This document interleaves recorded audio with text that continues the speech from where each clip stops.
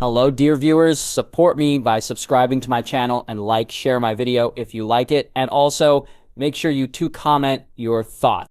Now let's start the video. Harry. After a full week of snowstorms, King's Landing was finally graced with clear skies and a warm sun. Many in the streets would come outside to bask in the heat that was absent for months. It wasn't as hot as an early spring sun, but warm nonetheless. It was interesting to see the people be in such high moods when they didn't realize how deep in horseshit they really were. While regular shipments of raided food from the Reach were being brought to the city, there were still too many mouths to feed. Every day there were more than a dozen bodies lying dead in the streets from the cold or starvation. But it wasn't the littering bodies that was turning the city into a hellhole. Unbeknownst to the people, the bodies were taken away by the gold cloaks to a place everyone thought to be a burial of sorts. But in reality, the bodies were butchered into goat meat and fed to the people. The Queen made it absolutely impossible for whispers of what really happened to leak out to the ears of the people, but given how starving everyone was, they probably wouldn't even care.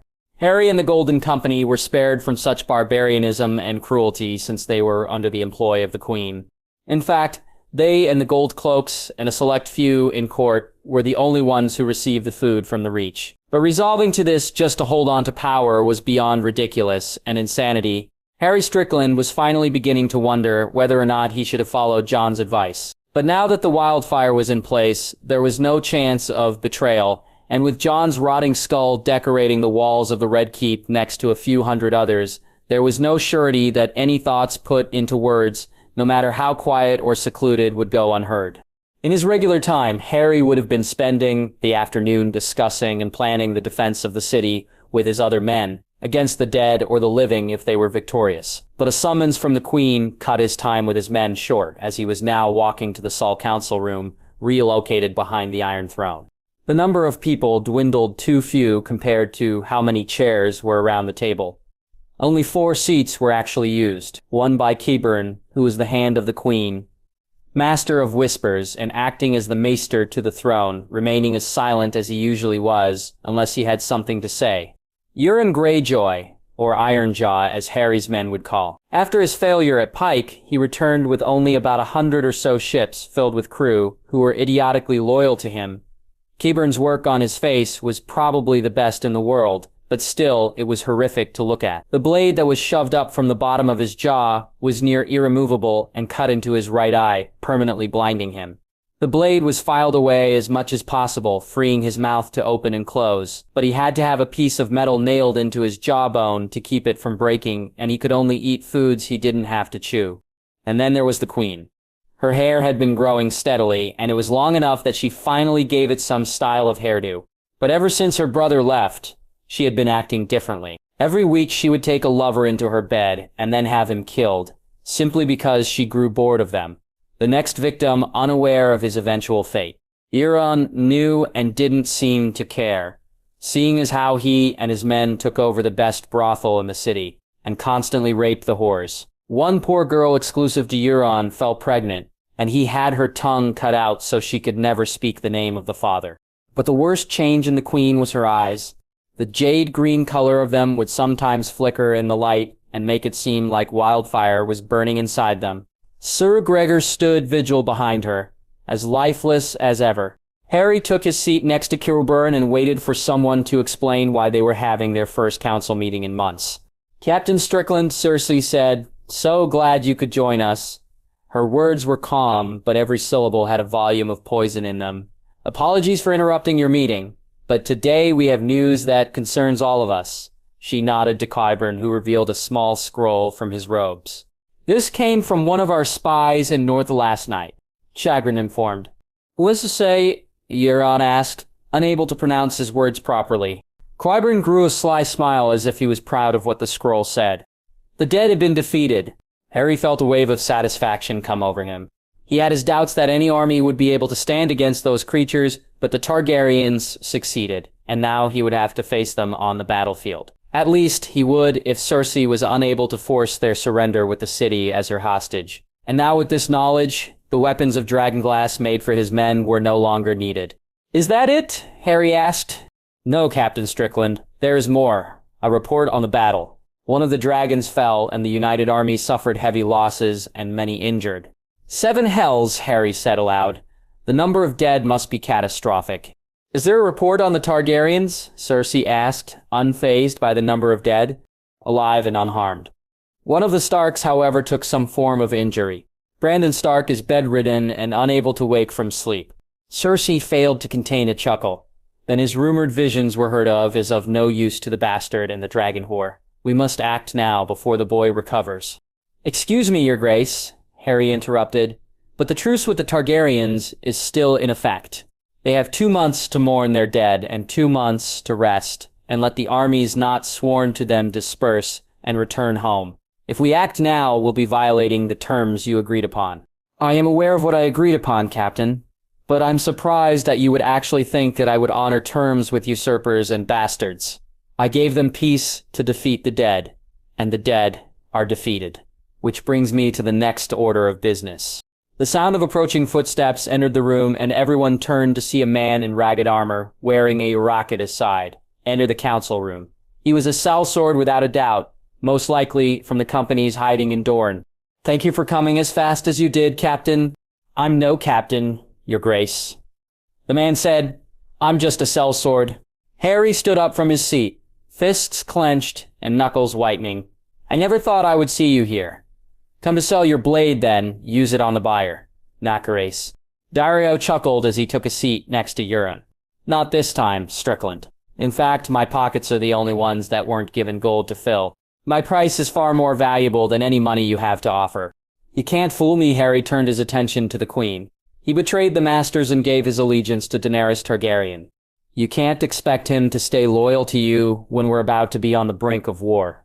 Sit down, Cersei said firmly through her teeth. Harry did as he was ordered, but kept his eyes on Dario and Harry, who was smirking at him. The Queen regained her composure and continued to speak. Dario Naharis has promised his loyalty and his men to us, and in return he will receive fair payment. And what is this fair payment, if I might ask? Harry inquired. Dario chuckled at him. Let's just say there's something in the north that was taken from me, and I want her back. It didn't take long for Harry to add things up and finally understood why he would fight for Cersei. And you're going to allow a Targaryen to live through all this, especially one with carrying 2 male heirs in her. He has experience with the dragons at their large size and knowledge of how to defeat them, Cersei informed. In exchange for that and his men, I've agreed to give him the dragon whore as payment. And as for those bastards of hers, Dario interjected, the day they enter this world, they'll go to Sargregor over there for safekeeping. Safekeeping, obviously another way for him to say to be killed like the last Targaryen children. And you believe him? Harry asked. Dario scoffed, Harry. You right. I plan on leading my 3,000 men against 60,000 and seize the city before the Targaryens even get here. How did you see through my master plan? The only one who got a laugh out of Dario's sarcasm was Euron. The biggest problems we'll face on the field will be the Dothraki and the dragons. I've ridden with the Dothraki and I know how to beat them. As for the dragons, I know how they attack and when the perfect moment will be to use the scorpions you have. As much as Harry didn't want to accept it, Dario Naharis might be the best hope they have at beating the Targaryens. Then we mustn't delay any further, Cersei said. Kyburn, send word to the companies in Dorne, inform them that the time has come to begin their contracts. At once, your grace. And when should I inform them to start? Sunspear, Starfall, and Hornhill. Hornhill? Harry asked, confused. The Tarleys are declared for you. Randall Tarley declared for me, and he is nothing but ash in the wind. His damn widow is planning on declaring the Reach for the Targaryens. We must remind the rulers of the kingdoms what happens to those that betray the throne. And should I inform our guest to begin his task as well? Cersei's guest, Harry began to regret telling her about the friends he had in Braavos, especially the one from the House of Black and White. No, he will wait until the companies arrive at the capital with their prizes. As you wish, your grace. As for you, Euron, Cersei looked directly at him. Our naval strength is far outnumbered to stand a chance. Is there a way for you to remedy your mistake? Euron was angry, but he did well not to show it. I can redake some of the ships my niece and nephew stole from me. They've split the fleet and docked at Wide Heber, Easewash by the Sea, and Doran Square. But without the men to crew the ships, I'd want the matter.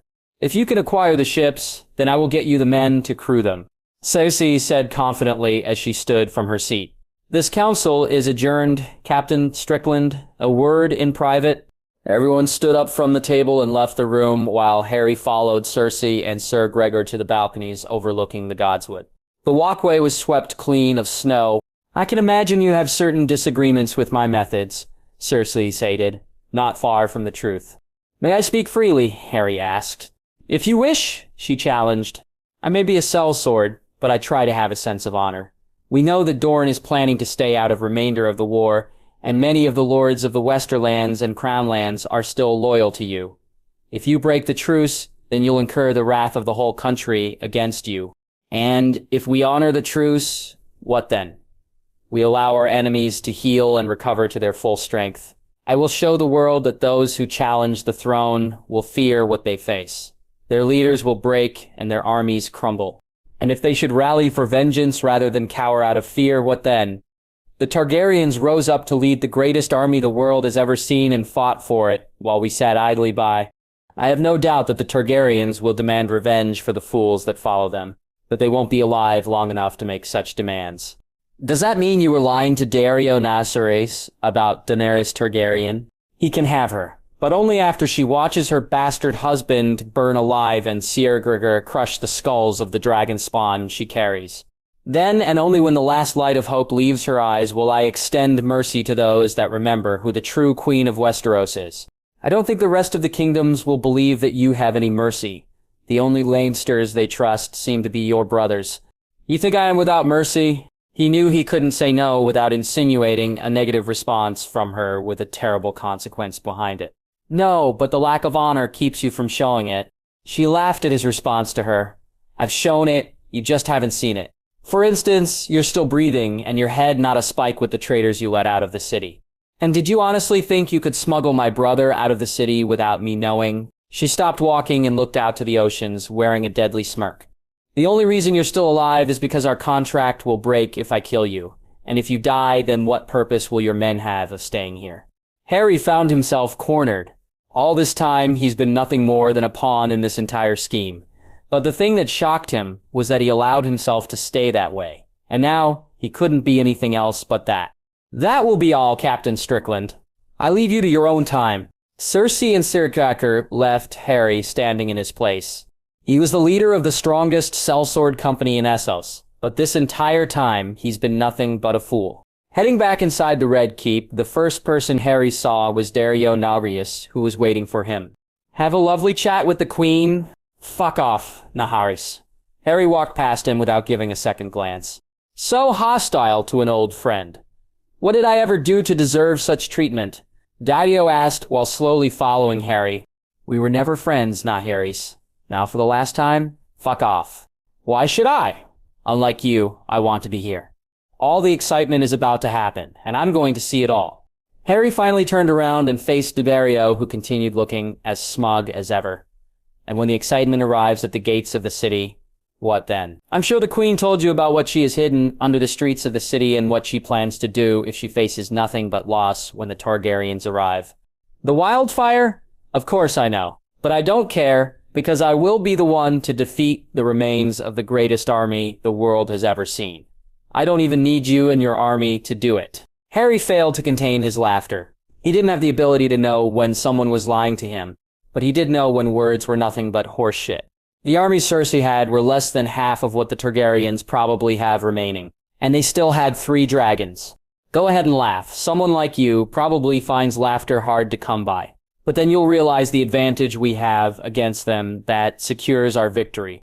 And what is that, Dario? Arrogance or lies? A bit of both, actually. But more importantly, it's actually something we don't have, but you and the Targaryens have. It's called a sense of honor. Harry's amusement disappeared, and Daenerys' smirk grew slightly bigger. Daenerys has been around the bastard king for too long. She used to be a queen to be feared and loved at the same time. But once all memory of her husband is gone, she'll come to who she was when I knew her. You honestly think that killing her husband and her children will bring her to have affection for you? She only married him to gain the support of the North. She even told me herself that she planned on sealing alliances with marriage. As far as I'm concerned, those children she has are nothing but an obstacle she has to endure. Harry shook his head at Dario, unable to believe how oblivious and overconfident he was being. You're an even bigger fool than me, Nacreus. Maybe, but I'm still smarter than you. Now, if you'll excuse me, I have a special meeting with the Queen, and I have yet to discover what the cunt of a lion feels like. Dario patted Harry on his shoulder and left him standing alone and angry in the throne room. Arrogant man. If I must say, Kyburn said, as he appeared from behind the pillar. He hid behind. I personally have no doubt of his ambitions to fight for the Queen. But I can't understand why he believes that she'll spare the Dragon Queen. The mere idea of Cersei letting Daenerys Targaryen or any Targaryen live was complete nonsense. The fact that Dario was too thick in the head to realize it was just astounding. I don't understand you, Kyburn. Harry admitted. Why do you still serve Cersei? She has the city ready to be destroyed, with everyone in it at her command, but you don't seem like the kind of man who is willing to do for his queen and country. Believe me, Captain Strickland. I don't plan on dying in this city, but my research to understand that which we do not keeps me here. And what is it you're trying to understand? Magic long forgotten? Better ways to zombify people like the mountain? I gave up on magic when I was stripped of my chain at the Citadel, but zombification is the only thing I study and practice. In these times, understanding war and battle is at the utmost concern. Things like practically and reason are another, and then there is people.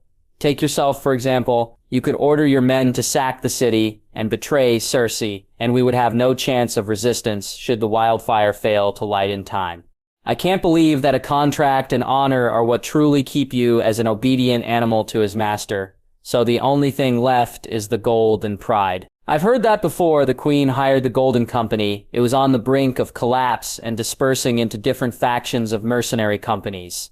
The only battles you've been in were only won because of surrender. You even have yet to lead a charge and stain your blade with blade for the first time. You were born into your band of mercenaries, giving you an emotional attachment to your men. This job was the only chance you had to keep things together. Kyburn was cut off by a tight hand around his neck and being slammed against the pillar. Two of the Queen's Guard appeared with their swords drawn and held them at Harry.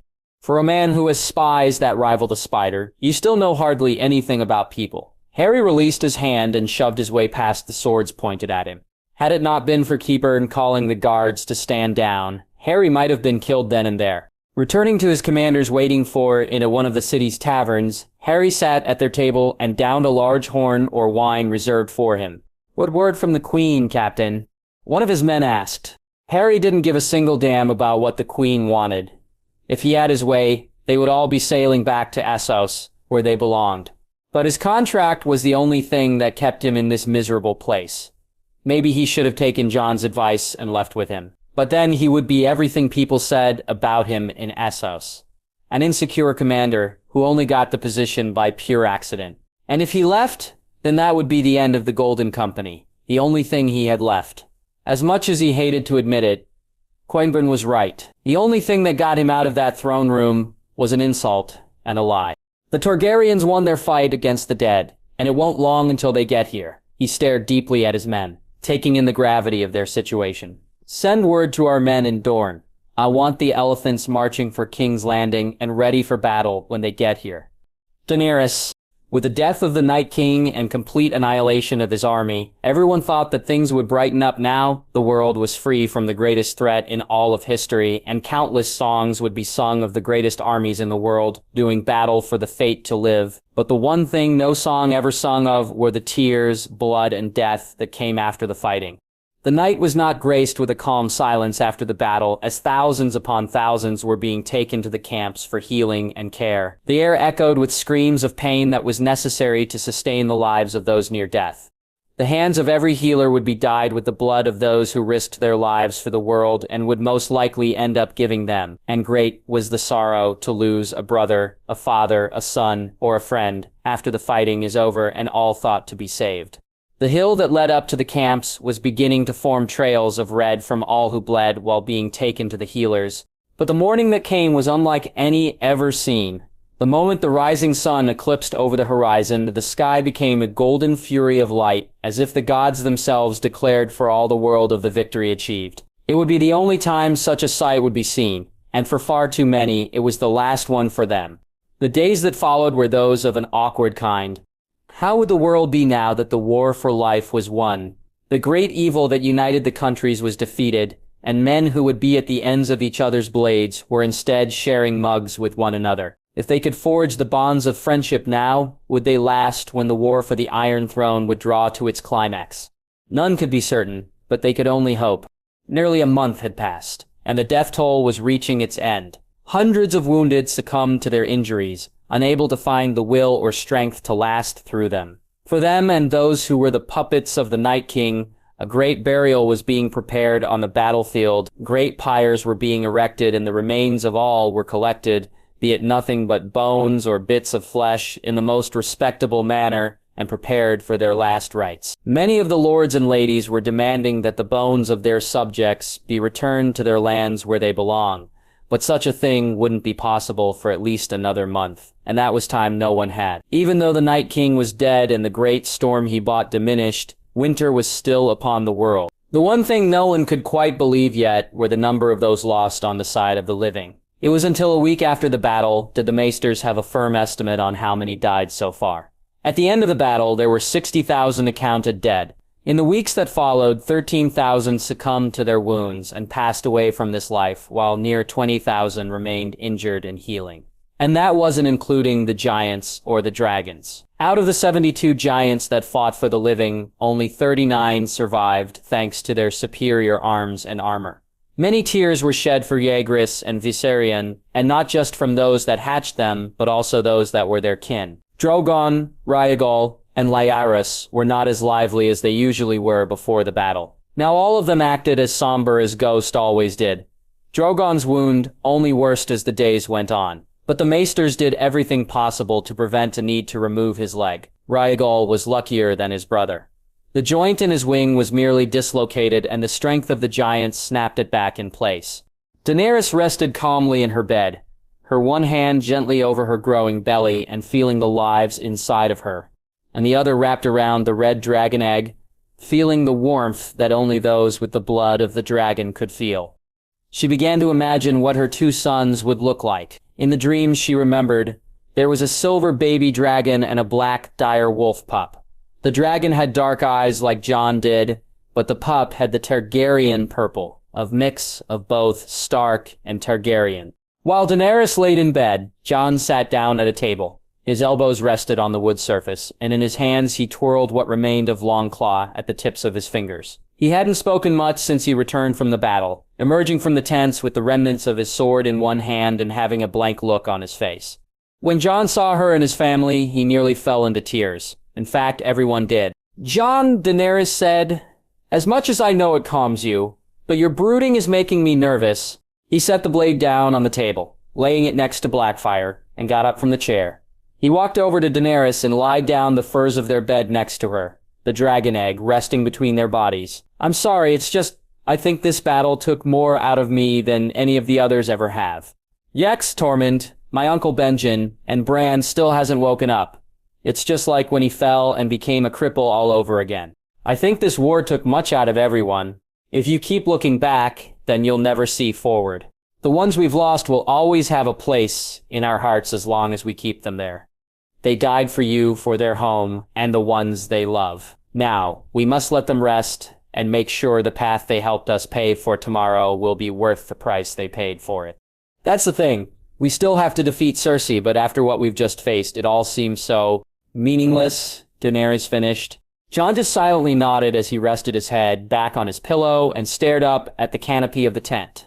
Daenerys knew that he didn't share her ambition for reclaiming the throne. In fact, deep down she knew that he didn't care for it at all. She didn't mind that still would not stray from reaching the end of the journey.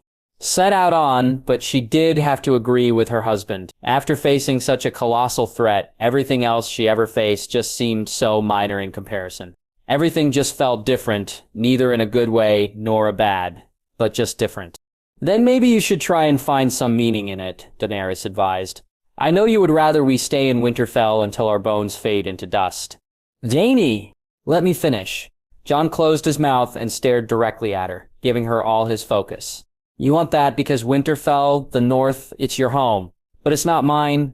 Mereen wasn't my home, the Dothraki Khalasar wasn't, and neither was Dragonstone. But it's not in King's Landing either. She took Jon's hand into her own and held it gently. My home is with you, our sons, and our dragons, but I won't stop fighting for the Iron Throne. Jon sighed and leaned over to her head and placed a soft kiss above her brow. His lips felt warm against the chill that creeped into their tent. Then we'll do it together. Your Grace, Missandei's voice came from outside the tent. Come in, Daenerys said, as Jon sat up. Missandei came inside, looking as miserable as she did when she first laid eyes on Grey Worm's body, followed by Tyrion. With Grey Worm gone, the Unsullied had to regroup and choose a new commander. Only 3,500 Unsullied survived, 800 of them too injured to fight, and now they followed the leadership of Ash Pile. We're almost ready to begin the service for dead, she informed. Though her face did not show, behind Missandei's eyes was misery. Daenerys got up from the bed and placed the red egg on a small pool of hot coals made at her request. Jon exited their tent with Tyrion to wait for her to be dressed. All the while Missandei helped her, Daenerys could feel Missandei's sorrow even though she did her best not hide it. Missandei, Daenerys poked softly, I want you to speak to me. Of what, Your Grace? Missandei's voice was blank and acting oblivious. Missandei, please. I miss him as much as you do, but it hurts me to see you as you are now. You try to hide your feelings, but it's only making it worse. Please. Missandei was doing the laces of her dress, but stopped halfway. She could feel Missandei's hands starting to shake and hear sniffling. She turned around and saw tears beginning to stream down her friend's face. I miss him, Missandei admitted, keeping her eyes to the ground as if she were ashamed of herself. I never got to say goodbye or even say I loved him. We didn't have to say to each other to know it. But still, I hate that I never did.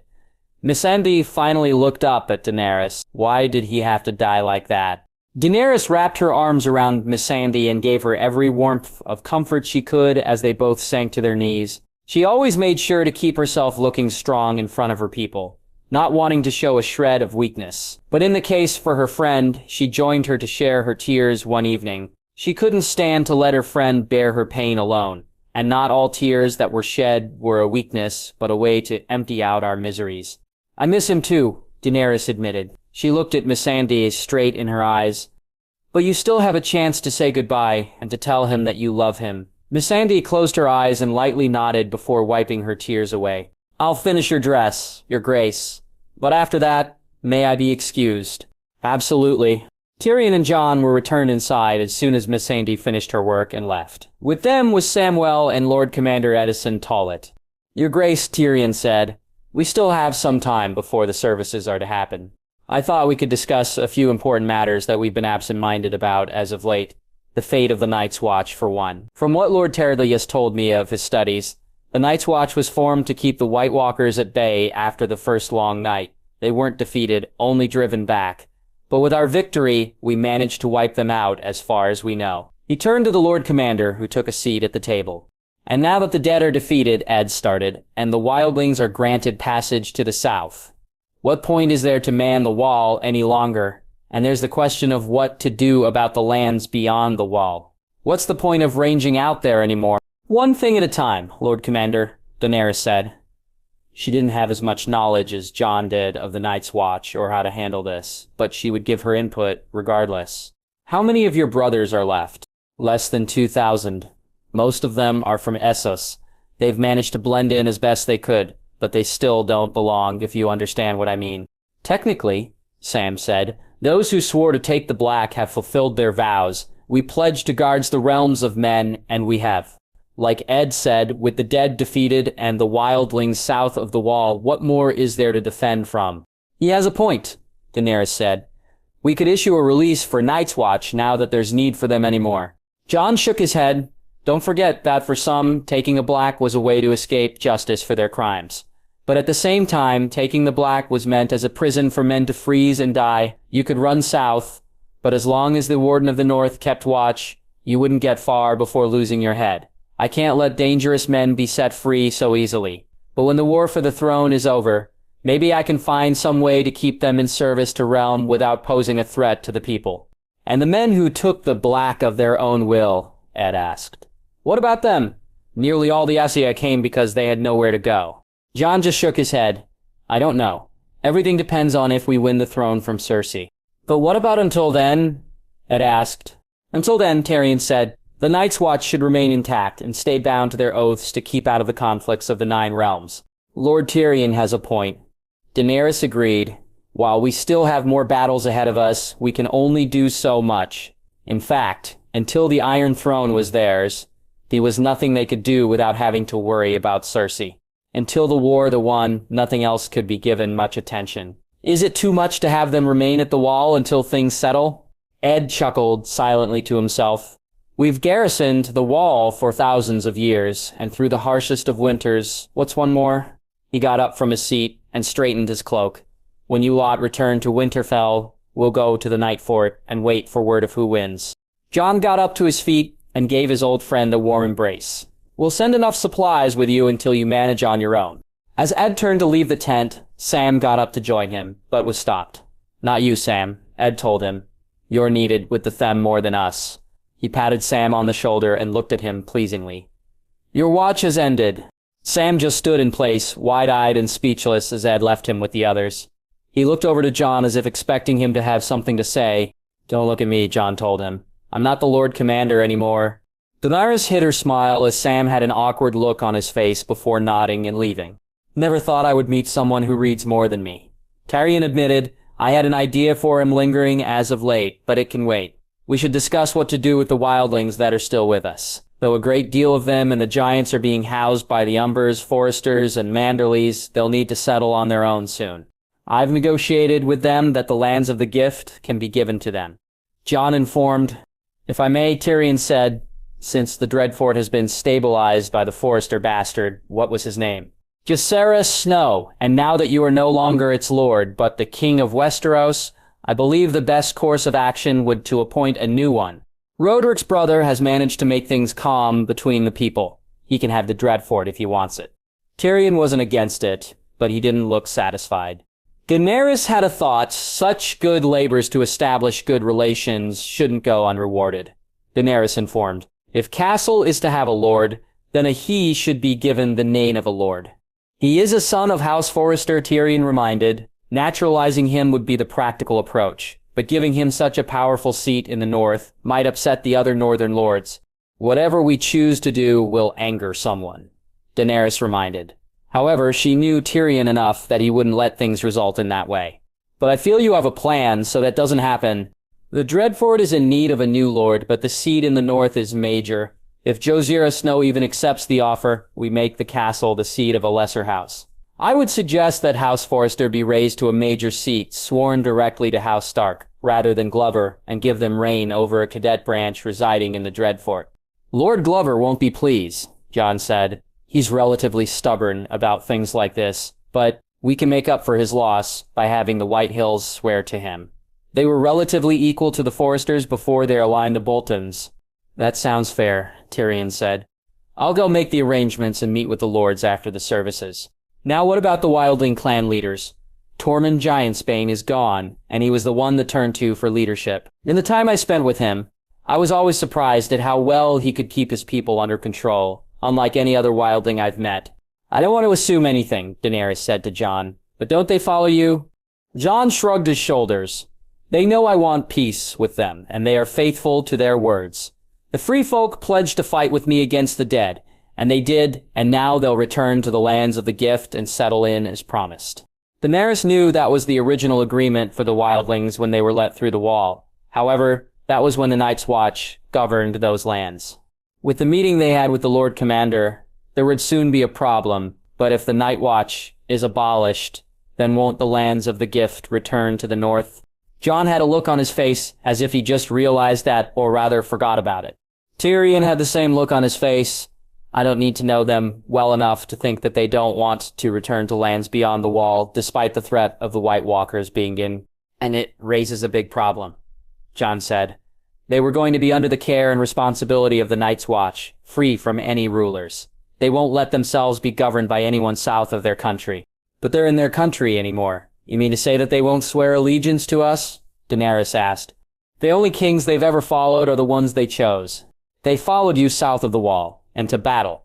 If they're going to live in our lands, then they must do as everyone does and bend the knee to their rightful rulers. Jon laughed a little, as if she said something funny she wasn't aware of.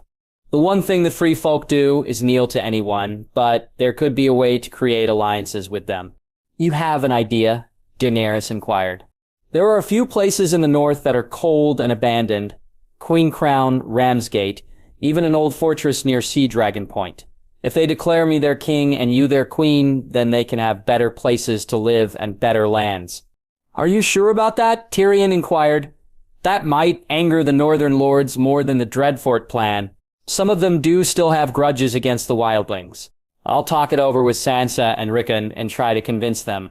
Hopefully they'll see the reason in this, but we would need some form of guarantee of the Wildlings' loyalty, Daenerys said, in a way that unites them to the north. And the best alliances are made with marriage. Neither Tyrion nor Jon said anything, but that just meant that they had no objections. I think such negotiations would better be suited by a Northman favored by the lords, Tyrion suggested. Jon rolled his eyes as the answer to who was obvious. I'll talk it over with a few of them. Oh, I nearly forgot, Tyrion said. There's one more thing. Someone from yesterday's supply caravan from Winterfell is here to see the two of you. He said, it is urgent that he does. It could be a report on the south, Daenerys thought. Of course, Tyrion. After putting on his own cloak, Jon assisted Daenerys with hers and they both followed Tyrion outside. Entering Tyrion's tent, Daenerys saw Ser Davos and Ser Jorah gathered together. In front of them all was an elderly man well over 60. The only hair on his head was a great white beard that stretched from his chin to his chest. Standing next to him was a younger man about half his age, with more hair but less of a beard, and only one arm. The younger man was most likely soldier who fought in the battle. Over the older man's shoulder was a large rucksack, barely holding its contents. My queen, the old man's voice was coarse and calmly, like many northerners. He struggled to bend to his knee to Daenerys, his age putting strain on his joints. The young man helped as much as he could with his only arm, but it was more than enough to ease the weakening body of the older man. What are your names? Daenerys asked. The younger man introduced himself first. My name is Thomas, your grace. This is my father, Rosys. You may rise, Daenerys offered, and the two of them did so gladly. Rosierly toppling over, had Thomas not given him his arm to hold on to. Rosier's turned to look at Jon. Your grace, you may not remember me? I do, Jon told him. You're the kennel master of Winterfell. I took back the position after my son Forlin was killed by the Boltons. Your grace. Rosier's grabbed hold of the rucksack and positioned it over his large stomach. About a week after you left, some of the new dogs we had brought in were howling outside the walls of the castle. He opened the flap and pulled out a large wooden box with a lock sealing the lid. I went to see what was making them cause such a ruckus, and that's when I found this, just lying in the snow where the dragons would nest. He reached into his shirt and revealed a key tied to a thin line of string around his neck before breaking it off and unlocking the box. When he opened the lid, everyone became wide-eyed when they saw what was inside. I made sure to handle it with as much care as I could. Inside the box, resting on a small thick blanket as a cushion, was a dragon egg, gray as ash, with specks of black riddling the surface. Rosieros held the box out to Jon, his arms on the verge of shaking from the weight. As Jon gently removed the egg from the box, Daenerys started to feel something within her desire the egg, something reminiscent to when she had her first dragon eggs. Gudje, Jon whispered. This is hers. It seemed improbable that the egg would be Yrjurps's, considering that this is the first laid egg in hundreds of years, and how much younger she was compared to Rhaegal and Drogon. But Daenerys could see the certainty in Jon's eyes, and not a shred of doubt of where the egg came from. Casily see, Ser Jorah said. Given the circumstances, I think it's possible to hatch them before the day is over. The death that has happened is more than enough of a payment, and all of the dragons that live were hatched on funeral pyres. Before Daenerys could respond to such a proposal, Jon interjected. No, not this time. He offered the egg to Daenerys, and she carefully took it into her hands. The feeling of this egg felt far different than the red one. Instead of a warm stone-like touch the surface of eggs usually had, this one felt delicate and weak. There are 2 eggs for 2 children. If our sons are going to have dragons, they have to be the ones to hatch them, to earn them. Daenerys thought over his words, but couldn't take her mind off the egg in her hands. Aside from what Jon said, the egg didn't feel ready. Moreover, the egg didn't feel like it belonged in her hands. She would sometimes feel the same thing from the red one. Then so it shall be, Daenerys said. She turned to Rose and Thomas. I deeply thank you for bringing this to us. If there is anything you wish for within our power to give, name it, and it shall be yours. You honor me, your grace, Rosieros said with a bow of his head. But I have all I could ever want that I can. The only thing I can ask for is that you live better days than I have. Rosieros was a humble man, but well into his years, that he had no desire for worldly things, just to continue on as he is, until he longer draws breath. Rosieros and Thomas were excused from the tent. Despite what Rosieros said, Daenerys wouldn't forget what he did for not only her and Jon, but the dragons as well. Who knows what would have happened if the egg remained in the snow. Now that the matter was settled, Daenerys gave the egg to Missandei to be taken to her tent. Everyone else joined the mass of lords and ladies to give the dead their respects and send them to their gods. Standing on the peak of a hill, Daenerys and Jon faced all the lords, ladies, and commanders that represented the soldiers that fell. Not all who were present at the war council were present here, since many fell in battle. Their heirs were now given what their parent left them, while some would never see their children take their place when they left this world. Jon held a bow and arrow in one hand. The sun had just set, and the light of the twilight hour remained in the clear, cold sky as Jon began the eulogy. Throughout history, many has fought against one another, be it for power, revenge, or justice. But tonight, we lay to rest those that fought together and won. Despite their differences, despite their hatred for each other, sons will return home without their fathers, and fathers will return home without their sons. They came from every part of this world, and because of them, we can all live to see more days ahead of us. And now, we say goodbye, but always remember their sacrifice and honor their memory. Jon knocked the arrow on the bowstring and dipped the head into the fire pit, then faced the field of pyres. What was once the battlefield for the largest battle in history was now about to become the largest burial ground. Great pyres that had near 100 men apiece created a field of graves that were about to lit into the biggest fire the North has ever seen. Jon drew the arrow and released it high into the sky. It sailed true and landed on the largest one where Viserion and Yakris were put to rest. The pyre ignited beautifully and the flames spread very quickly. Once the first pyre was consumed, every man available to wield a bow and shot was little arrows. They had left. Thousands of arrows soared and fell to their marks, enlarging the amount of fire that was already there. Despite this, it wasn't enough to light every pyre, but that issue was already taken care of. Jon gave the bow to a northern guard standing by, and Warg and Irregal and Lyares. They both took to the skies from where they nested with Drogon and flew over the funeral pyres. Streaking down close enough, both of the dragons let out their flames and ignited the last of the pyres in dragon fire. Watching the flames, Daenerys imagined those who followed her from Essos, leaving this world as free people and not the slaves they were born as. Goodbye, she whispered under her breath. Arya, Nymeria, gloves. Arya couldn't help but try and see if Nymeria remembered any of the commands she taught her long ago. As far as she had seen, the only things she responded to were commands of movement, such halting, following, and so on. The great direwolf just continued to lay in Arya's bed and stare at her.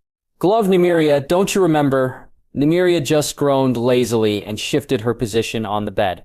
It was worth a try. Arya was grateful enough that Nymeria kept close to her rather than her pack ever since the end of the battle. There were so few of the wolves left that it was no bigger than any regular wolf pack now. Arya had few things to pack anyways. No more than 2 bags. All that was left for her was to leave out a fresh change of clothes for the beginning of the march back to Winterfell. She set her bags at the foot of her bed and sat down on the fur blankets. She was ready to go home, back to Winterfell, where the Starks belonged. Despite everything that she had been through, her training, traveling, and the fighting, she wanted to have a break from all of it. But as long as her list had names, her battles wouldn't be over. She rested her head on Nymeria and whispered the names remaining on her list. Cersei. The Mountain. Cersei. Rosier Jones' voice called from outside her tent. Are you in there? Both she and Nymeria perked their heads up when they heard Jon's voice. You can come in. He stepped inside, looking rugged for a king. He wore his hair loose and let it flow on the pelt of his cloak. He hadn't worn his black boiled leather armor since the battle, and kept to wearing thick doublets. Well, she keenly said. Look who decided to spend time with his sister. Actually, Jon said, I was wondering if you knew where Gendry was. She scoffed at him and fell back onto Nymeria. Ever since he returned from the Iron Islands with Daenerys, she was the only one who got to have the most of his time. I may know where he is, but what's in it for me, if I tell you? The gratitude of the king, Jon jested. Eulogy swung herself up to her feet and looked Jon straight in the eyes. I'll tell you where he is if you give me a rematch. Rematch? What do you mean? I mean another duel. But this time, you take it seriously, and not like you did at the Dragon Pit. Jon wanted to protest, but Arya wouldn't allow it. I may not have noticed it, but someone did, and I want a real fight from you. Sandor said that what Jon gave her was nothing but pity. She wanted to know what a real fight from him was like. Jon didn't hesitate to answer. All right, deal. Where's Gendry? The lack of enthusiasm from Jon was unsatisfying to Arya, so she wouldn't give what he wanted yet. Why are you looking for him? To ask him to forge me a new sword for one thing, but the other, I'd rather not say. He got all serious after the second thing. Sensing a bit of urgency in his voice, Arya divulged what she knew. He went north of the wall with some of his men about an hour ago, said there was something he wanted to get, and he'd be back by nightfall. He looked just as confused as she was, as to why he went there. I don't know what it was, but he seemed excited when he left. But there's nothing there besides a wreckage, ice, and burnt forest. He sighed out, obviously disappointed. He motioned to leave, but stopped and looked back at Arya. It's better you learn now than later. Will you walk with me? He didn't look happy about what he had to say. In fact, he had the face he makes when he would go somewhere to brood. Arya got up from the bed and joined his side. Before she could give the command, Nymeria was already off the bed and following behind her. Jon held the flap of the entrance open for them and smiled gently as Nymeria passed him. It's nice to see her be in your company more often. I'm surprised Ghost isn't in yours. He's still healing from his wounds, nearly gutted open. He'll need a few more weeks to heal. Though the camp was bustling with men working, their path of direction was relatively private for the most part. Being with Jon always made Arya feel calm, but the way he was acting gave her a troubling feeling she couldn't shake away. He was almost afraid to speak to her. Tell me, what was the other reason you were looking for Gendry? Jon looked at her concerned and upset, but it was towards himself rather than her. I've noticed you've grown closer to him. Friends tend to be close. Aru, please? She obviously had no chance to hide what she felt for him from Jon. We haven't done anything. Sinful as Mother would say. That wasn't what I asking for, but thank you for your honesty. Listen, as you already know, we'll be losing a great number of soldiers after the truce. The Fiery Hand has no purpose here anymore, and the Night's Watch is remaining at the wall, but a great number of houses will be stepping out of the war for the throne. Is Edric still firm on returning to Dorne? Aye, he is, and so are all of his men. I've spoken with dozens of lords already, and very few of them will be supporting us against Cersei. But the ones we need, the Hightowers, Brackens, many of the major houses are keeping out of it. They have no reasons or ties to fight for us. No reasons? What about the battle we just fought? The one that you won for all of them? It's because of that, most of the houses are staying out of the war instead of allying with Cersei, but even then, there are some who will be fighting for her. I think only one house from the Westerlands is pledging fealty to us, and it's not the Lannisters, unfortunately. What? If Jaime was going back on word, it would be no surprise at all from the Oathbreaker himself. It would just give Arya all the reasons she needed to add him to her lists of names. So does that mean Jaime is going back to Casterly Rock with his soldiers? His men are, but he isn't. Varys has heard some whispers that a great many of the commanders in the Lannister forces aren't accepting Jaime as their lord. Only about 1,000 men of his 17 are staying to fight with him and us. The Kingslayer is keeping his word, it seems, but Arya wouldn't believe it until Cersei was dead. The point is, our numbers we have now will drop nearly 40,000. We still outnumber Cersei, but numbers have never been what determine a victory. However, they do help, and we need all the help we can get, and if the entirety of the Nine Kingdoms supporting us, Cersei will have lost in everything except the fight. And what Gendry have to do with all of this? Jon stopped his pace and looked out to the distance ahead. He's Lord Paramount of the Stormlands, one of the most powerful men in Westeros, and he's unwed. That last word sent a shiver down Arya's spine and her like rippling water. She shot her head to Jon and saw he was just as uneased as she was. What are you planning? Me? Nothing.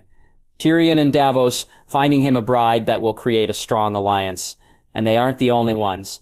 Many of the lords I've spoken to have offered allegiance for a price. I haven't agreed to anything because it's not my choice to, but many have offered themselves or their sons for Sansa's hand, and I suspect many would offer their daughters to Gendry. Rhaenyra's heart began to feel heavy.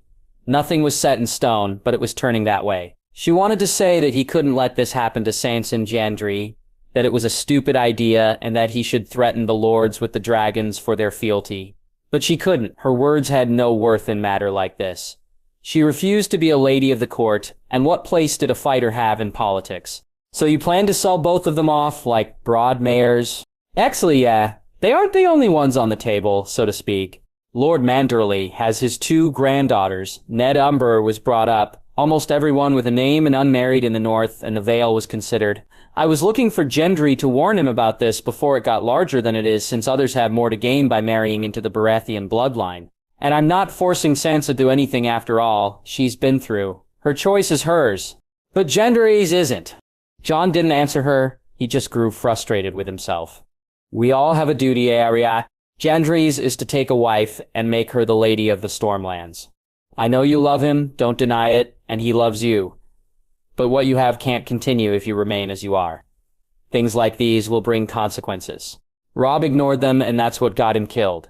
He chose love over duty. Rhaenyra felt herself growing angry. She didn't want to him speak anymore, because everything he was saying was cold truth. So did you? She spat at him. You chose to love a wildling rather than be loyal to the Night's Watch, and it all worked out for you. Everything always works out for Jon Snow. Arya, I have died twice. Once is enough to prove that everything does not work out for me. Yet here you stand, alive, a king, a husband, and soon a father. Jon looked on the verge of shouting, what is it you want from me? You don't want to be lady, but Gendry has to have one. He never wanted to even be a lord in the first place until you and the others pressured him into doing it. He never wanted any of it to begin with. So what then? Should I strip him of everything he has just so you can have him? Is that what you want? We don't need his armies anymore, so what use is he? That was the only reason we made him a lord after all. Jon obviously didn't mean any of what he said, but it sure felt that he did. And what he said wasn't fair to say. He made it sound like she had some sort of claim over Gendry. Nymeria began to growl at Jon and bore her teeth at him. Nymeria, no. Arya turned to face her direwolf and did her best to calm her down. Arya realized that she needed to as well. Everything was just so chaotic to her right now. Jon took a deep breath and left Arya without saying a word to her. Where are you going? Arya asked him. He didn't reply or even look back at her. He just ignored her and walked out of sight.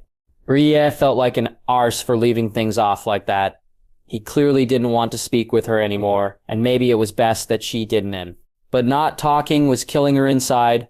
She couldn't have one thing without giving up the other. But then she remembered the words of sentiment that Andor gave to her before the battle. Maybe things were only horseshit because she was making them be. Jon was wrong to talk to her about this. He spoke more like a lord than her brother, and the latter is who she needed. She could talk to Sansa, but she was the ideal lady of the court and wouldn't have much of an idea of how Arya felt. Maybe Brienne, but she had no idea where to find her, and she was still green as grass, being the Lady of Tarts. The sky was turning into the hour of twilight as the sunset grew fiery orange and small glitters of stars began to appear in the evening blue. What should I do, girl? Arya asked to Nymeria, half expecting her to reply. But if anything, she did need someone to speak to, but she didn't know who. She had to speak with someone who had experience, and was well respected as enough as a lady that no one would think twice about obeying. Arya almost laughed at herself for not realizing the obvious choice sooner. Come on, girl. Nymeria followed Arya into the camps to where the northern houses were gathered.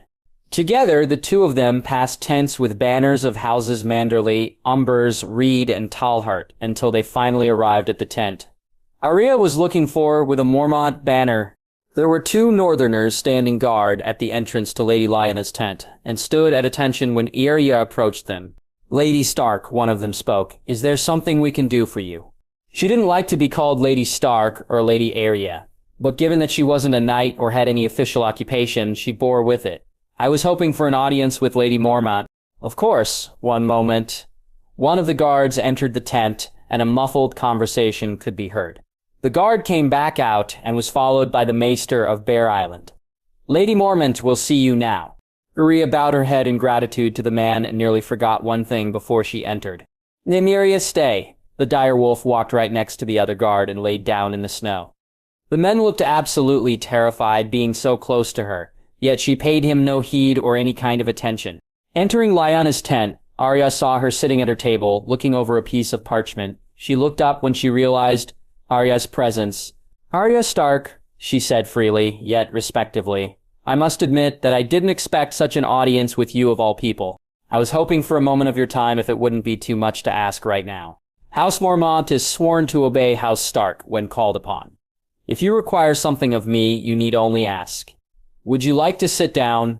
She gestured her hand to the free seat next to her. Eulogy never spoke to her directly until now, but she was very impressed that Lyanna could be so regal at such a young age. She was only 11 years old, and yet she gave off the maturity of an adult. No, but thank you very much for the offer. Arya declined. Then what is it I can do for you? Lyanna asked. I have a rather personal question to ask, but you do not have to answer if you do not wish to. The question you ask will determine the answer I give, but don't let that stop you from asking.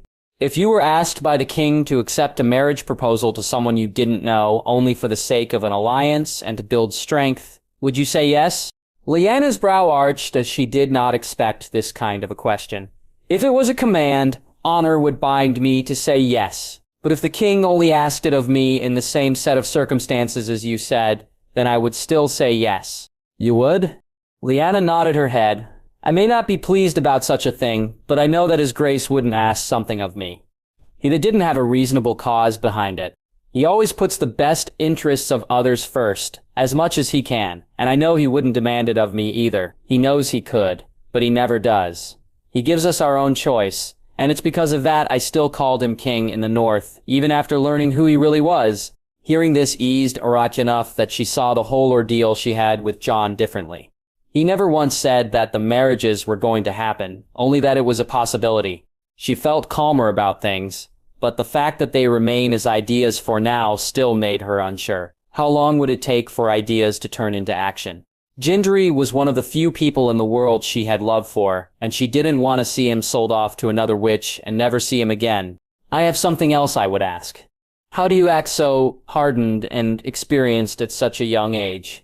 You're fiercer than most of the lords of the north, and I've never seen anyone but you shut Lord Glover up. Lyanna held back a smile at the compliment as she got up from her seat.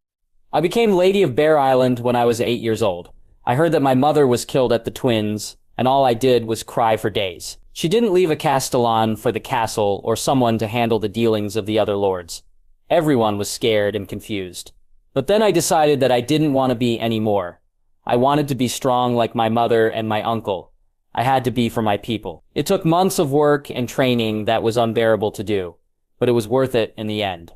I handle things with caution and reason, but I never doubt myself.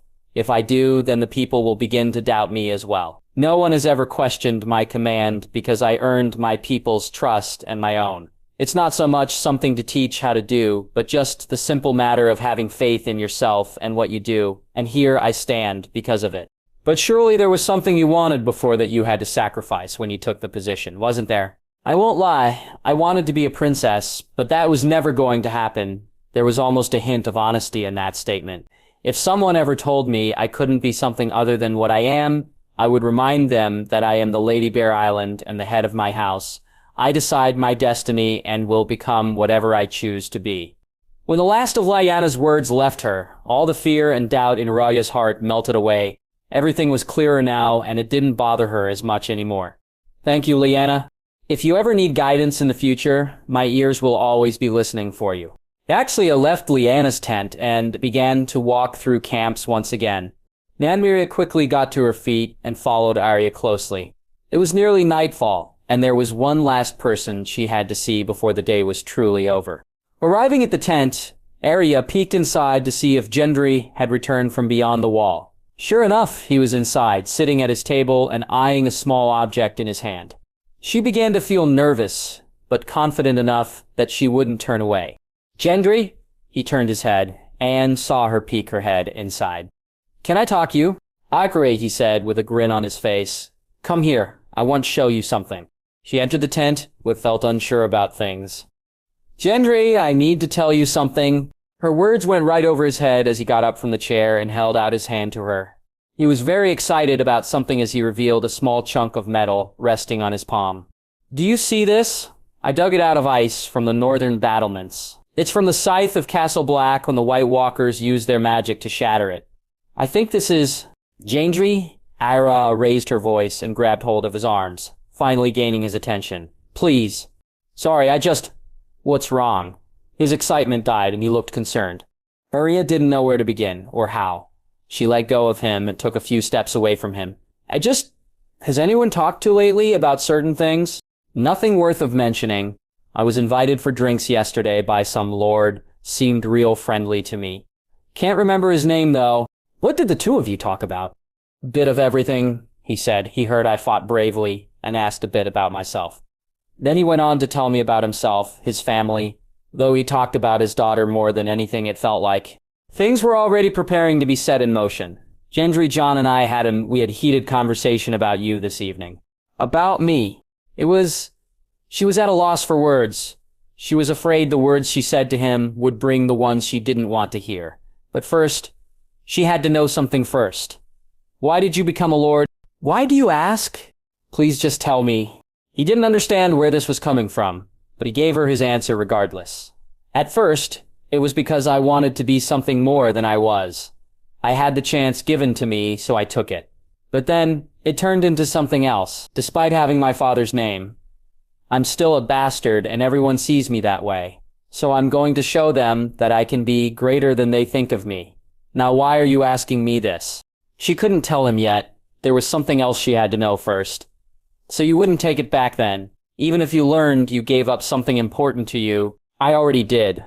I gave up the chance to be out of the shit the world keeps giving. But I get to become who I want to be, because I did. Now tell me what this is all about." "When I spoke to Jon, he told me that you need to take a wife now that you're a lord. And with the list of allies we have growing shorter, marriage will bring some back." Arya was surprised when Gendry chuckled heartedly at her. "That's what this is about? Who will by my side in Storm's End?" Of all times, he looked amused with Arya. "And I suppose you're against it all now that we finally have something for each other?" Gendry, she knew exactly what she wanted to say, had to say, but she couldn't form the words. Gendry approached her and wrapped his arms around her before kissing her. Arya's eyes fell closed as everything she felt began to melt away. "I love you, Arya," he spoke softly, and he parted his lips from hers, to the ends of the world and back. "Gendry, I can't," her voice was trembling. "I want you to be happy, but I don't want to see you leave me again." "You won't have to, I promise." "How can you be so sure?" "Because I'm going to make you mine." She felt she wanted to reject him, but at the same time, she didn't want to and wouldn't let herself. "Rosier, there is no one who can fill the place in my heart that is meant for you. No one. You're the family I never had, and you're the lady I need." She looked at him sternly. She kissed him back, and they viciously went at it. Like two animals, she parted lips so she could speak. "Do you remember that promise you said before the battle? About hot pie and you? I've decided I won't be your lady or your family. I want to be both." He smiled at her as her father used to. "As my lady desires." Without thinking, only feeling the emotion of the moment, Arya grabbed hold of Gendry's shirt and began to pull it off of his chest. He worked at her cloak and let it fall to ground. They resumed kissing each other as they made their way to his bed, and both collapsed onto it. It didn't take long for either of them to get the other as naked as their name days. For these moments, she was his and he was hers. But while they gave themselves to another, they were interrupted. "Gendry?" Jon's voice called out. "Are you in there?" Gendry and Arya ceased just as things were about to get good for the two of them. He had utter shock on his face while Arya didn't care anymore. "Yes, but don't come in." Do you have a moment?" "I'm a little busy right now." "With what?" Before Gendry could think of something to say, Arya gave an answer for him. "He's making an alliance with the North." Gendry lost all air in his lungs and tensed up. Arya, however, didn't give two shits about Jon's reaction to this. There was a pregnant silence between all of them, lasting longer than it should have. The only noise that was made was the sound of Jon's footsteps of him leaving. "I can't believe you just did that," Gendry said. "Shut up already." Arya pressed her lips back on Gendry and was determined to finish what they started. "Rickon, are you sure about this?" Ralph asked. "Of course," Rickon assured him. "No one will notice if one tiny keg goes missing." The two of them, along with 3 other boys, carefully snuck past the patrolling Unsullied and made their way to the caravan train. Hundreds of carts were lined up, packed and ready to begin the return journey to Winterfell, and all of them abandoned with hardly anyone watching over them. One section of carts in particular had nothing but barrels of wine and ale. "Allen, Baller, you two come with me," Rickon ordered to 2 the twins from White Harbor. Both of them were 3 years older than him, yet they followed orders loyally. "Roger Early, you warge into your owl and keep watch with Ralph." Roger Early was a wildling and a war like Rickon, but his skill was far greater. "Whatever you say, Stark," Ruggery replied as he sat down and got comfortable before his eyes flashed white as snow. "All right, boys, let's go." Shrouded in the shadow of a moonless night, Rickon led the twins through the labyrinth of carts and wagons. He knew which one they had to look for, but they were the ones with the muscle to carry the goods. They kept low as they shifted silently through the snow until they found the carts with the wine and ale barrels. "Which one has the arbor gold?" Allen asked. Rickon scanned the carts that had the Tarly banners swinging high above them. "Look for a red archer on a field of brownish green." "Brownish green?" Baller asked. "What kind of color is that?" "The color of horse shit," Rickon informed them. "Like that?" Allen pointed to a banner waving in the cold breeze. It bore the red hunter of House Tarly on field of horseshit green. "That's more bronze green, wouldn't you think?" "Damn it, shut up about the green," Rickon exclaimed while keeping his voice a whisper. "Now come on, we only have a little time to get the wine." The 3 of them snuck past the carts to the ones containing nothing but barrels of delicious wine. Allen climbed into the wine cart and looked at the treasure it held. This one looked small enough. He gripped the sides of a well-sized barrel and lifted with all his strength. He grunted and heavily as he carefully gave it to his brother. Baller was slightly stronger and was able to take the barrel into his arms without breaking a sweat. "Got it," Baller said. "Let's get out of here." Allen jumped out of the cart and followed Rickon and Baller back to where they came. As they kept their steps as quiet as they could, an owl began hooting in the air not far from them. "Hide," Rickon whispered. The 3 boys ducked behind one of the larger carts and held as still as rocks. A few moments passed before a pair of patrolling guards walked by. They all let out a sigh of relief as they were unnoticed. "Come on," Rickon told them. "We're nearly in the clear." It didn't take long for them to return to Ralph and Ruggery. Ruggery's eyes returned to their normal golden brown and began gasping for air. Rickon still couldn't warg yet, but he knew that it did weaken the bodies of who are less experienced. "Well done, Ruggery," Rickon complimented as offered his hand out. "Couldn't have done this without you." "Of course not. All the other skin changers of the free folk my age are dead," he blatantly said. He was pulled from the ground and brushed the snow off his thick fur pants. A troop of wine thieves hurried back to Rickon's private tent, and we greeted by 4 girls. "Did you get the wine, Lord Stark?" an older girl from the Vale asked. "We all got it," Rickon corrected. "Now we just wait for the goblets." While Baller and Allen set the barrel up, Rickon looked around and noticed someone was missing. He approached one of the girls, who was the only other wildling with all them besides Ruggery. "Was Joanna told about tonight?" "I told her, but she didn't want to come. She'd rather sulk in her tent." That was upsetting to hear. Rickon hadn't seen her since a week after the battle. After that, she didn't want to talk or see him. She was sad about something, but he didn't know what of.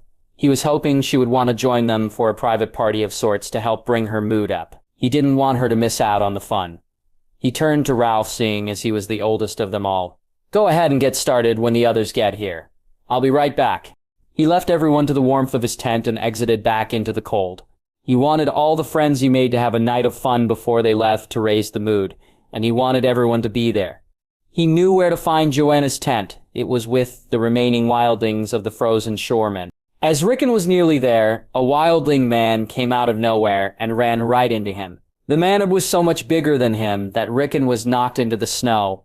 He rolled over uncontrollably and planted his face into the snow. Before he could get up, a large hand grabbed a hold of the clothes on his back and lifted him out of the snow and a few inches of the ground.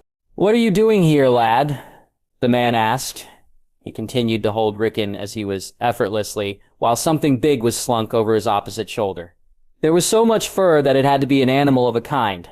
Rickon wiped snow from his eyes and said, "I came to see a friend. A southerner friends with the free folk. Probably just some fool trying to cause trouble. I'm not a southerner. I'm from the north. My name is Rickon Stark."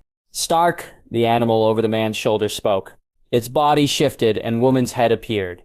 Seeing that made Rickon realize that it was no animal, just a wildling woman. "You're the Lord of Winterfell." "Not yet. Sansa's in charge until I'm ready." The large man set Rickon down without an apology. "What are you doing here?" he asked. "I told you I'm here for a friend, Joanna." "Cersei's daughter?" the woman asked. "She hasn't been feeling good lately."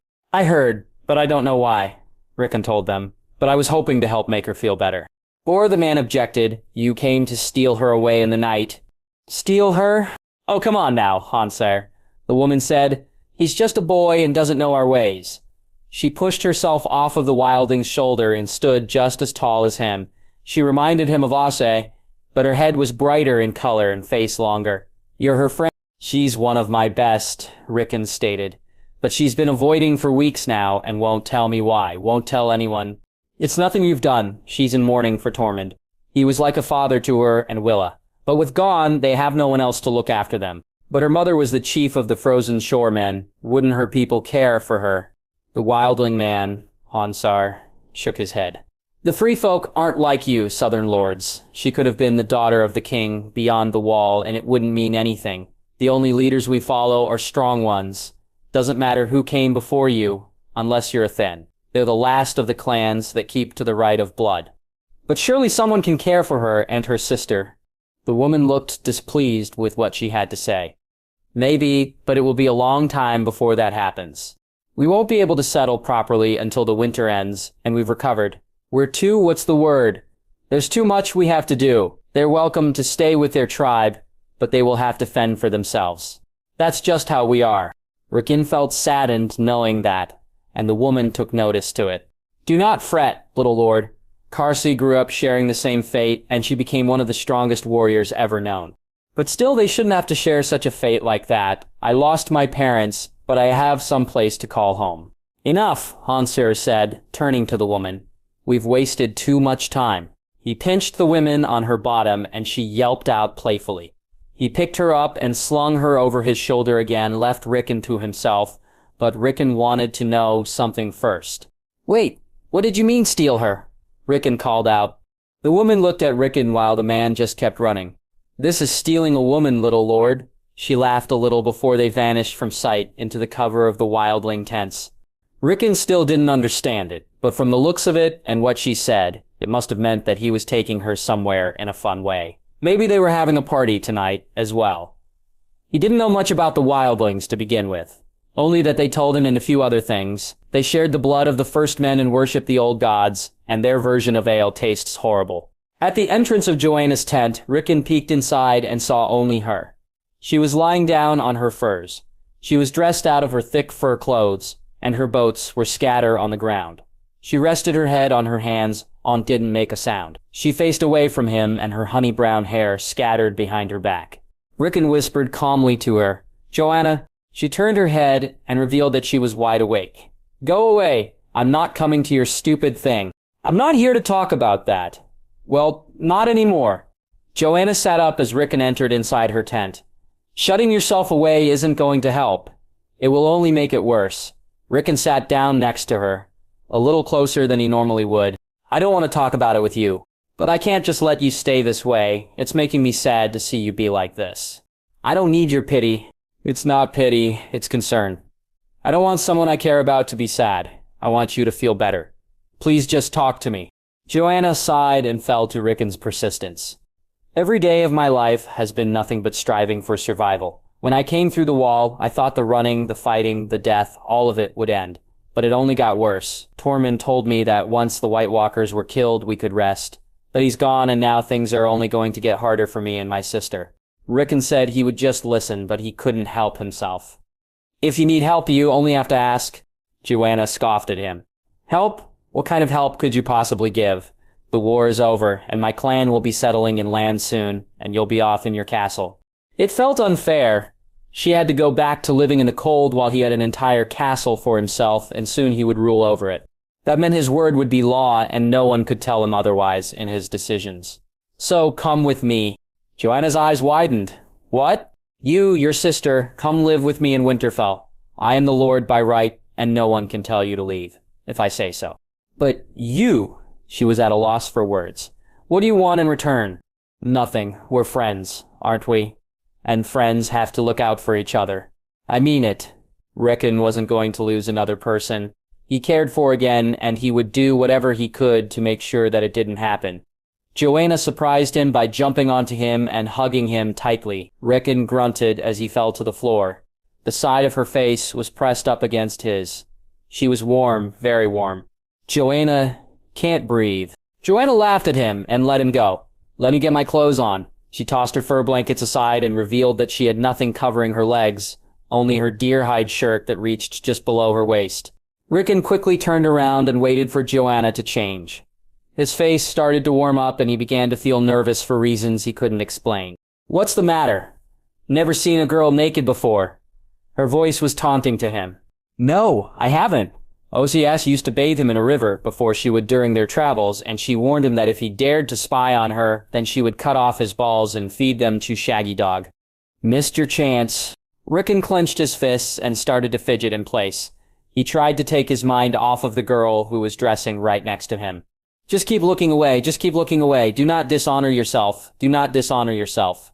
All right, I'm ready. Rickon stood up and then decided to do something rather silly to get back at Joanna for teasing him so. He ducked down to Joanna and picked her up by the waist and hefted her over his shoulder. Rickon, what are doing?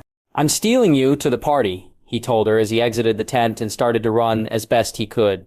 Though wearing such heavy winter clothes made it difficult, but he would not give up. What?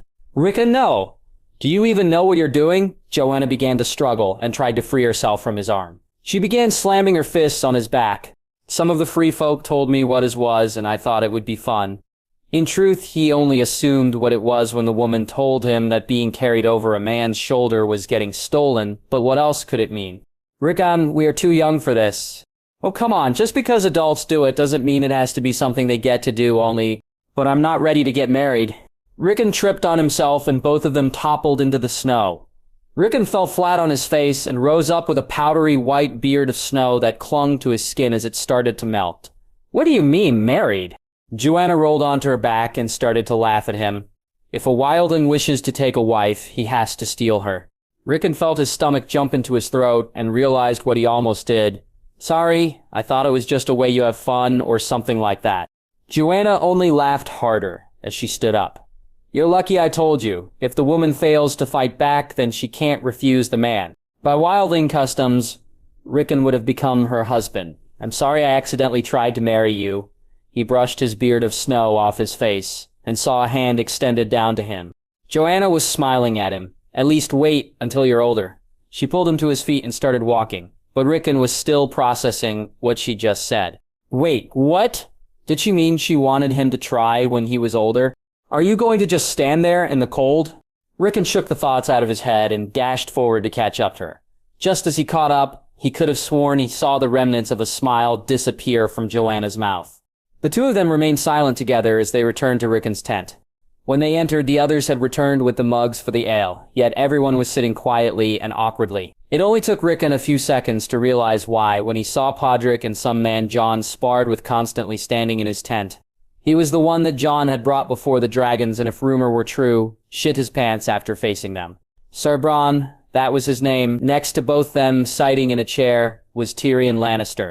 You know, Tyrion started, stealing rations is a crime that could condemn you to the wall or losing a hand. Tyrion looked at Rickon as a parent would when they caught a child in trouble. But if wine's all you wanted, you need only to have asked for it. You're a very powerful child after all, and have a great deal of authority.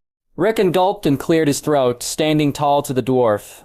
I could have asked, but then it wouldn't have been as much fun. There was a tense silence as Rickon and Lord Tyrion locked eyes. It didn't last long as Bran burst out into a fit of laughter. How did you know we took the wine? Tyrion smirked at him. Wherever there is wine, I'm sure to be as well. That didn't answer Rickon's question at all. I hope you don't mind if we join you in your little party. Rickon looked at the keg they had and then quickly counted how many were in his tent. With 3 men, I don't think it'll last as long as we hoped. Tyrion smiled at him, and it's a good thing I brought some of my own. Podrick stepped aside and revealed another keg that was hiding behind him. It was larger than the one Rickon and the others nicked from the carts. I procured this from the cellars of Dragonstone. Never tasted anything with such a kick like this has. It's called Casta Zaldrises. In the common tongue, it means green dragon. Rickon eyed the barrel, then looked around his tent. Everyone was staring at him. What are you all looking at me for? We're here to drink, aren't we? With that said, some of the boys shoved each other to get to the first drink of the Arbor Gold. While Podrick and Bran set up the keg of the green dragon, everyone began to get into their cups of the wine. Rickon had only drank northern drinks, and some of the free folks fermented milk on a dare. But this would be the first time he had ever tried any kind of wine. Actually, it might be the first time anyone besides the men would be trying wine. When Rickon had his first taste, he didn't expect it to be so sweet. The flavor had a reminiscent taste of ale, but it was richer and far sweeter. Rickon was in his 3rd cup, and chatting with some of the boys and Sir Bran. They were telling stories and laughing like children should. Ruggeri was in the middle of telling a story about how he tricked his older brother to share a bed with one of the village elders. I swear by the gods, I never heard someone scream as loud as Vigric did when he was chased out of that tent with an axe after a mead. But he got me back. He told me it was possible for us wargers to enter the minds of women if we're close enough. So I snuck close to one of the pretty ones when she was changing and tried to do it. But all that happened was me getting caught in a bruised eye. One of the other boys laughed so hard that wine came out of his nose and all laughter was at him now. But once I learned how to warg, watching women undress has never been easier. Ruggeri took a proud swig of his wine while the other boys stared at him in envy. Ha! Bran laughed. If you just keep watching them, then you're never gonna fuck them. I'm only 14. So, I was 13 when I had my first go, and now I'm betrothed to a Dornish woman. There was an awkward silence as if everyone was supposed to know what that had to do with anything. They fuck like rabbits. Everyone finally realized what he meant, and their envy changed from Ruggeri to Ser Bran. Rickon had just finished his cup when he noticed Joanna and some on the other girls looking at him, all the while giggling. Did she just tell them I almost married her? He thought. He smiled back and they all turned away. Before he could go get another cup of wine, Lord Tyrion got in his way. Pardon, my Lord Stark, and much as I enjoy drinking and you as well, I see. Might I have word before either of us gets too far into their cups? Rickon wasn't feeling affected by the wine. It wasn't as strong as Northern Ale was, but it would be wise to take a break. He politely nodded and took a seat with Lord Tyrion. Tyrion set his goblet to the side so he could give Rickon his full attention. As you know, I, as hand to the king and queen, am also responsible for maintain order and peace in the realms. At least the ones we have governance over. Do you know what that means? You help them rule when there's too much for them to do. Very astute of you. But as of right now, I would like to offer my services and counsel to you. Me? Why me? Because when we return to Winterfell, the king and Lady Sansa have decided to make it official. What official? Your lordship, of course. Your brother Brandon is still in his sleep, but he denounced his claim over the position when he returned. You shall no longer be heir, but Lord of Winterfell and Warden of the North. Rickon failed to speak. His mouth opened, but his tongue and lips formed no words, and his voice had vanished from his body. After much discussion with the both of them and a near scolding from Lady Lyanna Mormont, we all believe that you are ready. But I don't know if I am. My dear boy, the king has told me much of what you have done. You tried Theo and Greyjoy both mercifully and justly.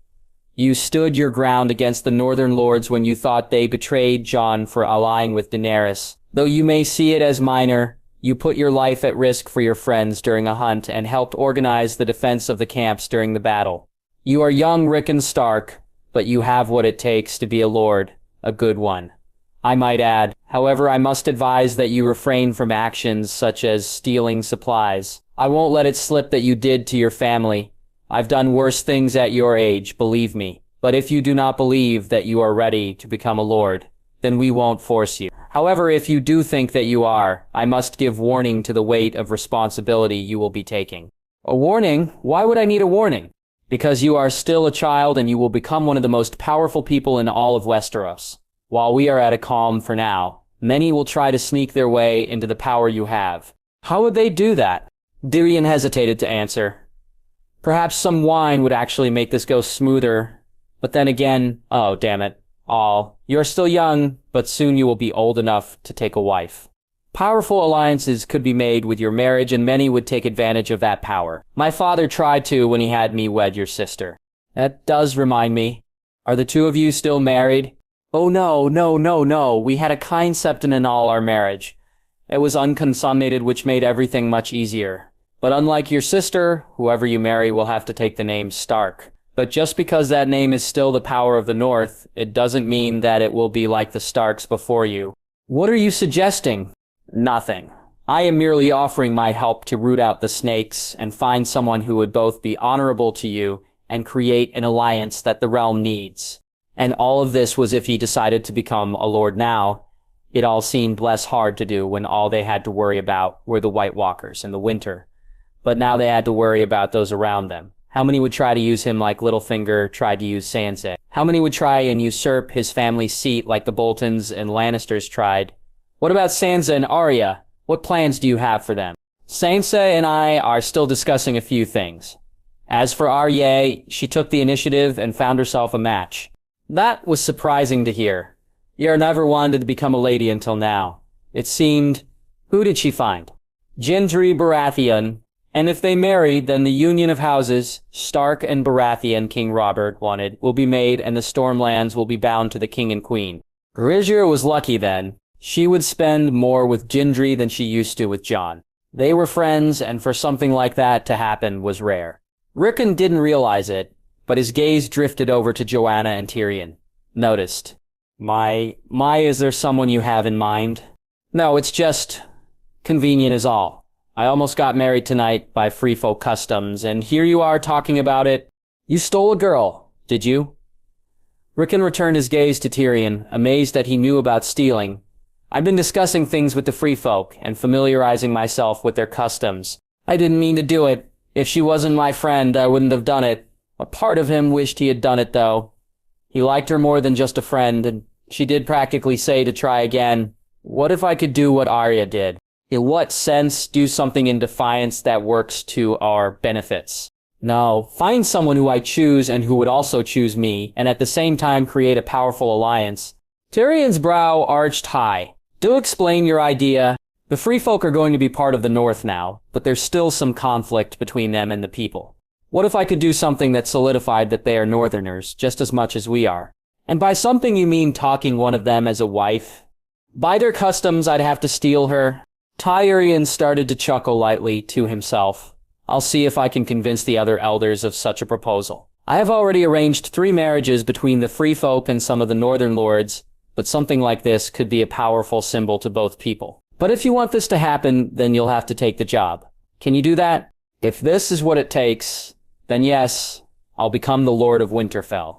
Tyrion smiled at him and retrieved both of their goblets from the table. Then let us drink to such a night of planning and reward. Instead of going to the keg of Arbor Gold, Tyrion filled the cups full of the green dragon. I advise caution with this drink. It has a spice to the flavor. He handed Rickon's goblet to them, and they both held them before drinking. To the new Lord of Winterfell, and the victory over the dead, Rickon added, before they clinked their goblets and drank the wine. When the last bit went down Rickon's throat, he immediately felt his face go hot. The taste had no explanation to it that made sense. It was like he could taste fire if it had a flavor. His senses began to blur and he lost track of himself. He was beginning to regret trying the wine Lord Tyrion shared with him. His face was feeling hot enough to end winter. He nearly fumbled over someone and tripped to the ground. Regardless, Rickon decided to sit down and leaned against his nightstand. Everything was becoming hazy and he felt a spell of dizziness overcome him. Within minutes, he fell asleep against his desire. His thoughts did not calm down to rest.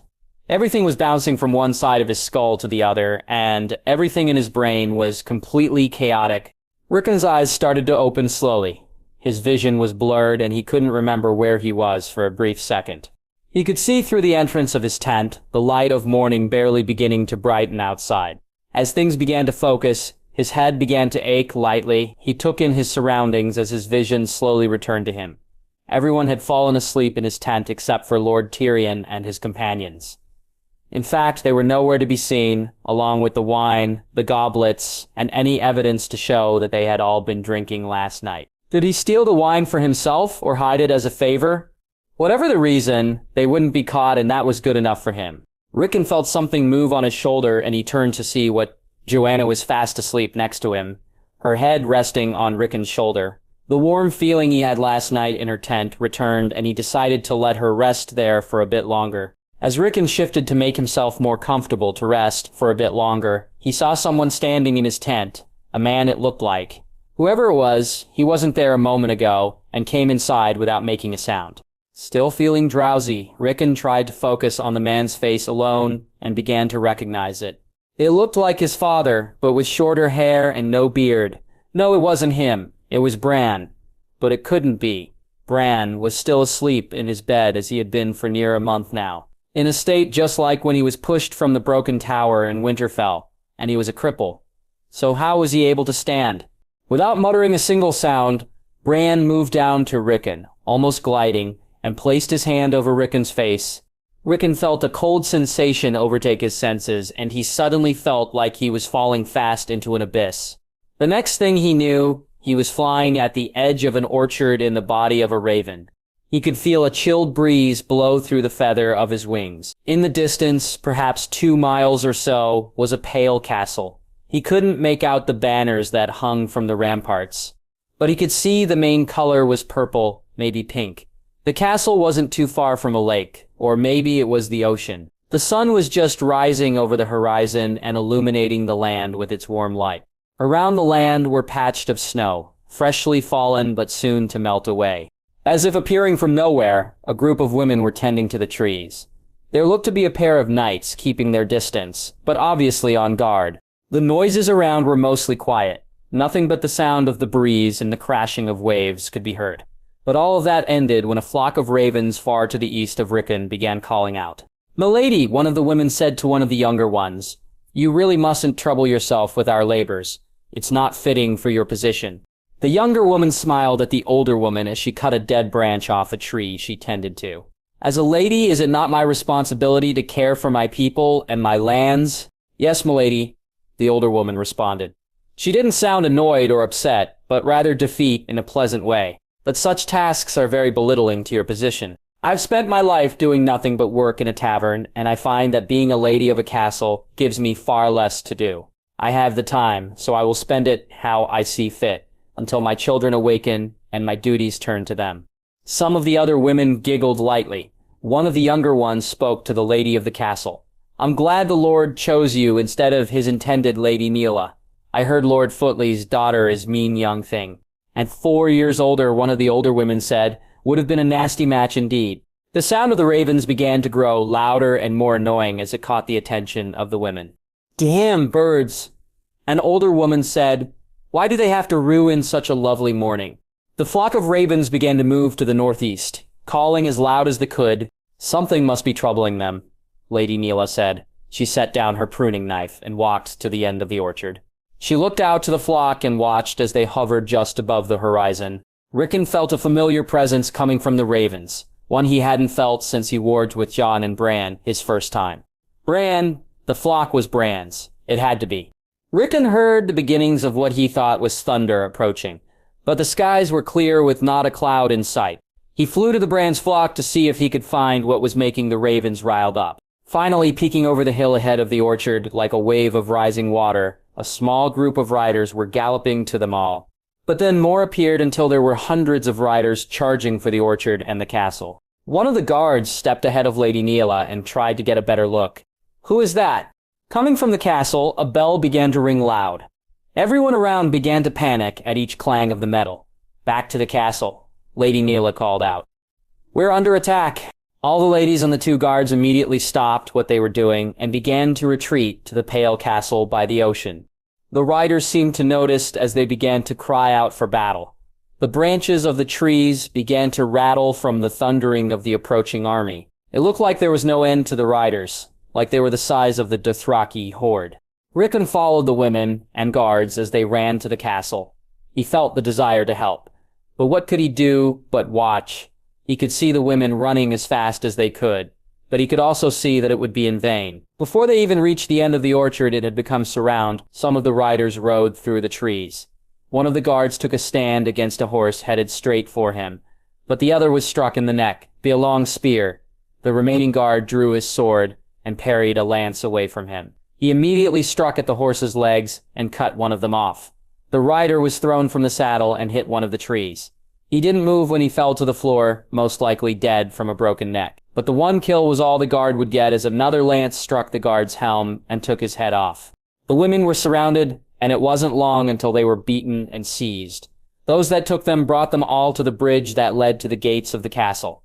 The army of horses waited at the edge. Only a few accompanied the women. Rickon flew to the battlements of the Pale Castle and perched himself on a ledge that gave him full view, and it was close enough to hear everything. One of the riders dismounted his horse and stepped forward. He was bald and dark-skinned, and wore armor that wasn't like any ever seen in Westeros. At the same time, 6 guards lined up on the bats and aimed crossbows at him. The dark-skinned man smirked as he looked up to the guards. "Pleasant morning, would you say? Clear skies and a wonderful sea breeze. I don't get to see days like this in Essos. That's for sure." The guards remained silent. "Now, as you can see, we have hostages." He gestured to the women. "One of them I think you'll be very interested in." As if cued, some of the other men forced Lady Neil forward. She had a bruised lip and a cut above her brow. When the guards saw her, they slightly lowered their crossbows down. The Dark took hold of Lady Neila by the arm and threw her to the ground. "Now then, my name is Anorno Drenna, commander of the Long Lances. With me are a few other well-known Salsword commanders. Bloodbeard of the Company of the Cat." There was a man as big as Sandor Clegane, with a long red beard on a horse near the foot of the bridge, dark iron of the Ragged Standard.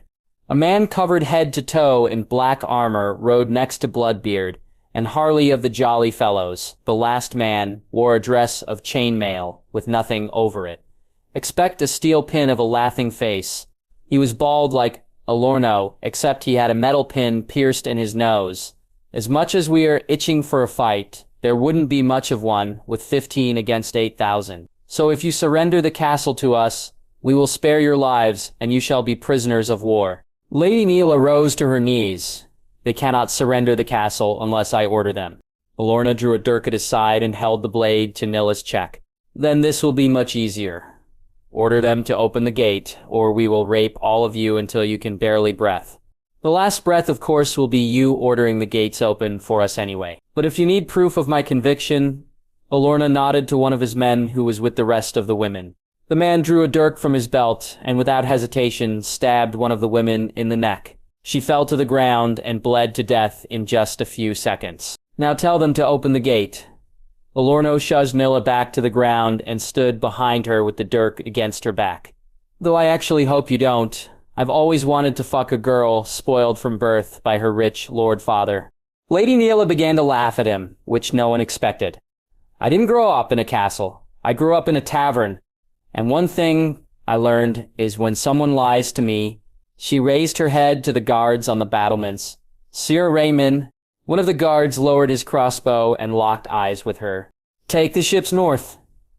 Alorno hit her in the back of the head with his fist, knocking her out.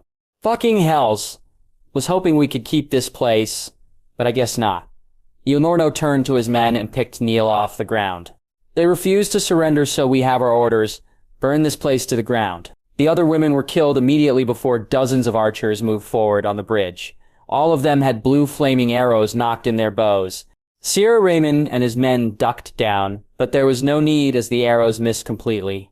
They sailed up to one of the towers past the inner courtyard and struck the stone. It did next to nothing to damage the castle, but moments later, a large ball of fire came sailing from the thousands of riders and crashed into the castle where the arrows hit. The tower remained standing, but some of the stone was knocked in, exposing the inside. Another hit, and it would crumble. Hidden in the mass of soldiers were catapults, all loaded and ready to fire. Just barely, Lorno could be heard. "She's got spirit, this one, but won't do much in King's Landing. Have 20 men take her to Queen Cersei." Maester Aemon looked down from the battlements, frustrated more than anything. Retreat to the ships. Before Rickon to watch anymore, a ball of fire hit the ledge he was on, and the moment the flames consumed the raven, he awoke back to himself. The pain of the flames remained, and Rickon could feel the burns all over his body as he screamed out in pain. It didn't last long, and only a phantom memory of it remained. The next thing he knew, he was surrounded by Arya, Jon, Sansa, Joanna, and Meera. His mind felt scarred, and all the memories of what he saw began to fade away like a dream. Only bits and pieces remained. "He's coming back," Meera said. Jon sighed out. "Are you all right? You've been like this for an hour?" Rickon was still coming to himself, but he was able to mutter some words. "Bran, he showed me a vision." "Brain? He's been asleep for a sleep. How could he have shown you anything?" "It was a castle under attack by sellswords. The mercenaries from Essoxos. Did you see any banners on the castle or anything that could tell us where it was?" Rickon could hardly remember anything about the castle or lands around it. There were women, but he could remember any names. It was like a memory lost that he was on the edge of finding, but couldn't reach. "I don't remember anything else, but I think the next war has just begun."